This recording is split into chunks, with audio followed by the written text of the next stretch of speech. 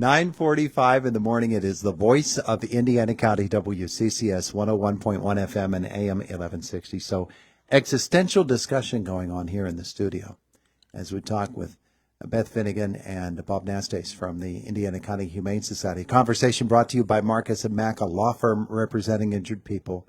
The existential discussion is when you feel bad and you're having a lousy day, does playing with a puppy help? Oh, most certainly. Yeah, without a doubt. Or a cat. I'll put that in there too. I'm lucky to work at the shelter every day, and it's just joyful having those animals around. I was just telling you, Todd, that we got in 3 parakeets yesterday. 3 parakeets. Yep, and so they're chirping up their beautiful songs. It's just wonderful. Yeah. How about you, Bob? I would say animal interaction really soothes me. I have an old joke that says, put your significant other and your dog in the trunk of your car and come back in a half an hour, and there's only going to be one that's happy to see you. And that's... You're going down roads I don't want to get even close to there, Robert. I don't know what's going on with you this week. Indiana County Humane Society, the shelter itself, one of the things we want to point out today is it is a no-kill shelter, and people might not know what that means, Bob. Okay, so 4 or 5 years ago, we became a no-kill shelter, and there's this conversation came about because over the summer we have a list of people with cats that they would like to bring into the shelter. So once you become a no-kill shelter, now that causes you other problems, meaning space is at a premium. So we can't bring more cats in until we move cats out, or the same story with dogs. There is a dog out there that just breaks my heart every time I walk in, and he usually spends a lot of time in the play yard, and he comes running to that end of the play yard and more or less greets you, and he's a good dog, but he's been there 3 years. He doesn't always get along well with other dogs, so he's a little bit problematic that way.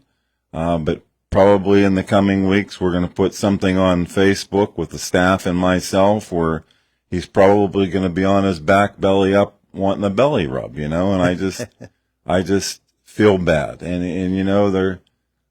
you can't have it both ways, but a no-kill shelter makes input versus output at the shelter difficult. Yeah. We can't bring more animals in until we move more animals out. Yeah. So some of those elder statesman dogs that have been there for a while, and cats too. Yeah. And Gunner is just an amazing dog. He's playful. He loves his toys. He's a staff favorite. He greets me in the morning when he's out in his play yard. He doesn't really bark. He's just a sweet pitty, and we all love him so much and know that he could make a wonderful pet. So, by having Gunner be adopted, or any of our animals be adopted, that then does free up room for more animals to come in and us to intake more animals. So that's the way it goes. It's a simple formula. Yeah. And it's the correct way to go about it. And people on that, people that are on that waiting list to bring cats in, they just need to be patient with us because it is, animals out, animals in, Yeah. Simple math. Yeah. Simple math.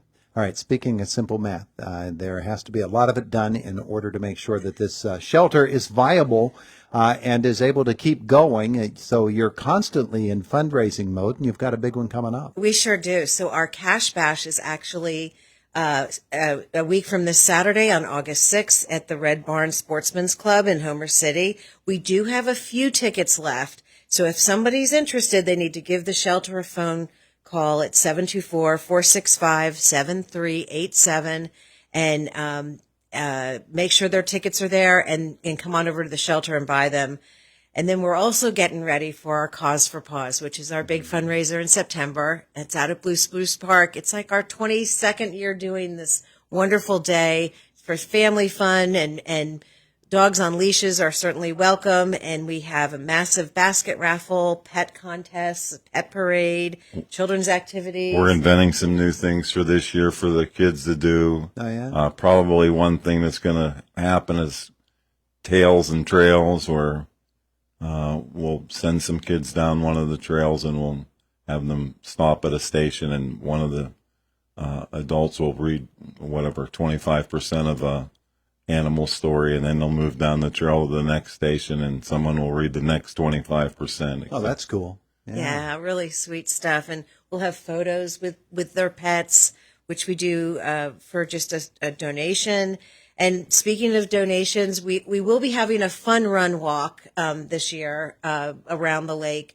But we are also, this year's theme is Peace, Love, and Rescue. And we have a really cool, groovy design T-shirt. And you can go on our website, incohumanesociety.com, and for just a $20 donation, you can get one of these cool T-shirts, pick it up the day of Cause for Paws out at Blue Spruce Park, and help support the shelter. And just so you know, Todd, Yes. my concentration is to put fun in fundraising. Okay. And that you do, Bob. Yeah. And so Beth's in charge of putting the drazing in. You do fun, she does drazing. That's right. That's right. So I guess part of my drazing is to get sponsors for Cause for Paws. And we do have some fantastic sponsors. Our Platinum Paw sponsors this year are First Commonwealth Bank and Delaney Subaru. Our Gold Paw sponsor is Senator Joe Pittman. And we have a Silver Paw sponsor with Fisher Furniture, and sponsorships are still available. So if businesses are interested in being a sponsor, please contact me at the shelter. Again, it's 465-7387. And I can get you some information about that. Even individuals can be sponsors. There you go. There you go. That's good. Yes. That's good. All right. So other things, speaking of raising money or raising supplies, you're always in need of donated goods at the shelter itself. We are, as always, yeah. And I asked Samantha McCoy, our shelter manager, what we were in need of. And she said, at the moment, laundry detergent, bleach, and paper towels. So you can just drop them off at the shelter. There's a bin outside our front door, or if we're open, certainly you can come in and give them to the folks at the front desk. We are also in the process, and I'm so excited about this, of collecting soft plastics like grocery bags, Walmart bags, bread bags, ice bags, that kind of soft, pliable plastic. And People have a ton of them underneath their kitchen sinks. they sure do. Yeah. They sure do. So they can bring them to the shelter. They can, we have a bin inside the shelter, or again, you can leave them right outside our front door in the donation bin out there. And we are more than a third of the way to our goal of 500 pounds of collected soft plastic. And then we get a bench. Yeah. Yeah. So we'll put the bench out on our property for our dog walkers to enjoy, or anybody to enjoy. So this is the first round. I'm hoping we get many benches.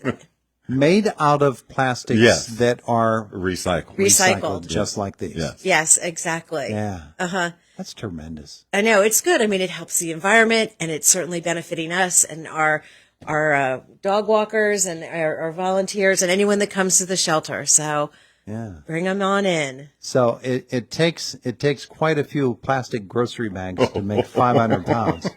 It does. I go into Beth's office and I say, how many pounds do we have? And she holds up this 55 gallon bag full to the top that's almost as tall as her, and she puts it on the scale and picks it up, and it's 10 pounds. Yeah. 6 pounds worth of plastic right there. That's right. That's right. But I Amazing. love doing this. This is like my little pet project. I'm so excited about it. Well, why not? It sounds like a lot of fun, and plus it's a great use for those plastic bags that we have, but no idea what we're going to do with. All right, so what else are we talking about today? Well, I just wanted to remind everybody that we do have our store at the shelter called Martin's Merch. And in Martin's Merch, you can find dog leashes, dog collars, cat toys, water and feed bowls, cat scratch towers, basically anything you would need for your pet. And they're at great prices. So people can come in and grab up some stuff. And at any of the sales, all the sales donate or benefit the shelter. So we just encourage people to come in, and we also have beautiful tie-dye shirts with our logo on it that are available for the public to buy, and even dog clothes. So it's all there. We encourage people to come in. You have dog clothes. We do. Oh, cool. Yeah.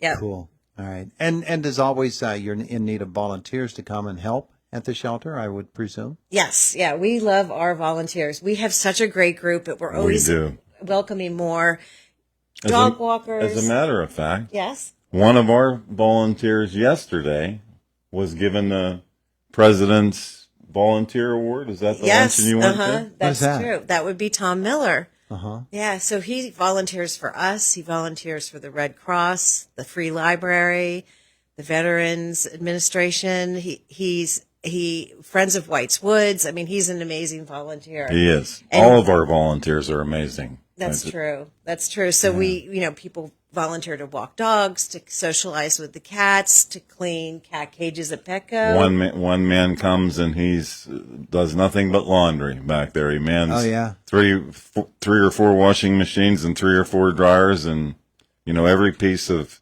dog bedding, cat bedding gets laundered every day. Yeah. And man, those lint traps are probably full of hair. Probably Right. that. Knit yourself a brand new dog every time you empty out. Right. So if anyone's interested in joining the ICHS family and being a volunteer, all they need to do is go on our website or come on into the shelter, fill out an application. I didn't mention yet that we also have volunteers at our fundraisers. Yes, we do. People who make food, sell strip tickets, help at admissions, all sorts of stuff. So, and that's really neat.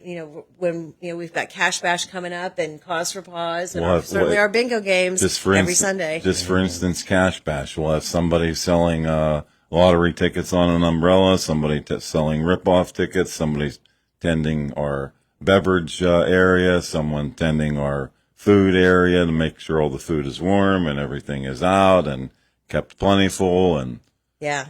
I have to correct you, Bob. The lottery ticket raffle is not on an umbrella. Okay. It is on a stuffed flamingo. Oh, that's right. Yes. That's right. Someone who puts the fun in fundraising I know. you'd think would know that. Right. Well, I guess the drazing is the creative part of it. Yeah, probably. Okay, kids, we're out of time. My goodness gracious, you got a lot going on. Thanks for coming in. Thank you for having us as always. We appreciate it. It is the voice of Indiana County, WCCS 101.1 FM, AM 1160.